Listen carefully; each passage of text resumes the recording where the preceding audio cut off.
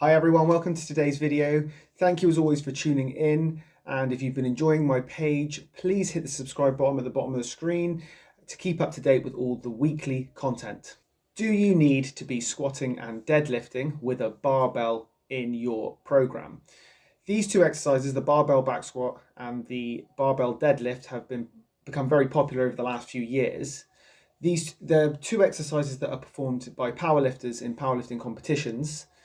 So I think for these reasons, people believe that if you don't have them in your program, that you can't get strong. You need them in your program in order for you to get stronger. My opinion is that someone needs to get much stronger first before they start adding them into their workouts as part of their program. That's even if you put them in a tool.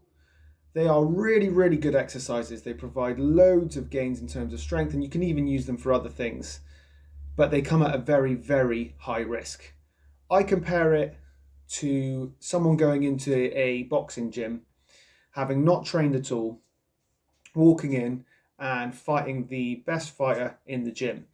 Undoubtedly, you're going to learn some stuff from that fighter and maybe even improve your skills, but you're not well equipped to be going in the ring with that person yet. So the risk to yourself is much, much higher. You're likely going to get injured. So why do the same in a gym? Why walk into the gym and go into one of the biggest or hardest exercises and do that straight away?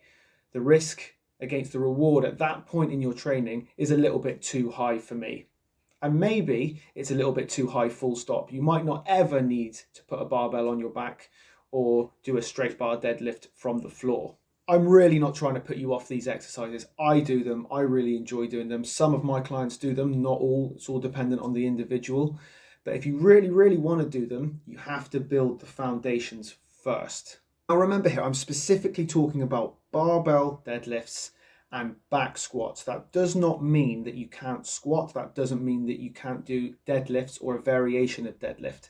You could do a dumbbell deadlift. You could do a dumbbell squat. You could do a dumbbell deadlift if you wanted to.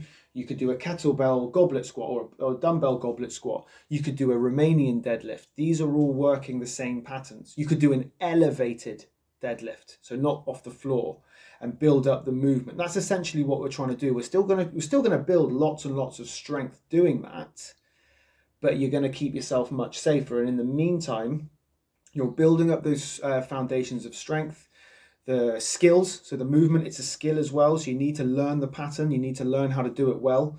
While learning how to do it well, you will get stronger. And then you're in a much better position, if you wanted to think about putting a bar on your back or think about lowering the height of a deadlift to perform a deadlift from the floor. But only at the point where you've built the foundations and you've built the skill of the movement. Otherwise, like I said before, the risk of you injuring yourself is fairly high. The question was, should you have a back squat and the deadlift in your program? And the truth is, for the general population, the answer is probably no. You don't need it. You don't necessarily need it in your program, but you should still be squatting. You should still be doing some sort of hinge and extension, maybe even a variation of a deadlift or a Romanian deadlift.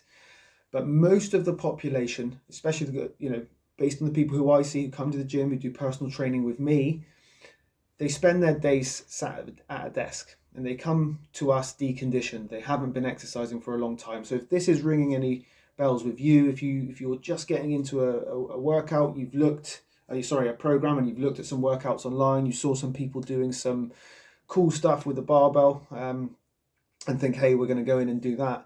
Just bear that in mind. You're going into it ill-equipped.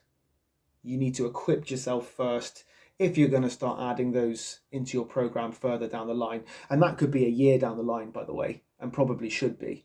So don't get into this trap of not thinking you can't develop if you're not doing those exercises. You can develop loads without them because there's loads of variations that are much, much safer that you can do. Thank you guys. That's it from me. Thank you ever so much as always for tuning in, and I will see you all next week.